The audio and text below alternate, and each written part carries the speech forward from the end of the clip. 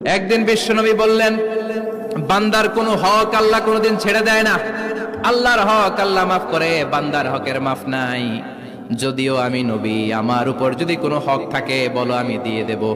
কোন সাহাবী দাঁড়ায় না। এক সাহাবী দাঁড়িয়ে বললেন, নবী, যুদ্ধের ময়দানে চাবুক চালানোর সময়, লাঠি চালানোর সময় এক কাফেরকে মারতে যে আপনার লাঠির বাড়ি আমার পিঠের মধ্যে পড়েছে। আপনি যেহেতু এই কিসাসটা আদায় করতে চান, আপনার পিঠে আমি লাঠির বাড়ি মেরে এটারে শোধবোধ করে দিতে চাই। সাইয়েদনা ওমরে ফারুক হাতের জামা এরকম পড়তে শুরু করছে, আয় এদিকে আয়, তোরে শোধবোধ করাই। বিশ্বনবী বললেন, ওমর রাখো, এটা বান্দার হক, মিটাতে দাও। বিশ্বনবী বললেন, আসো, তুমি এসে আমার পিঠে লাঠি দিয়ে চাবুক দিয়ে বাড়ি মারো।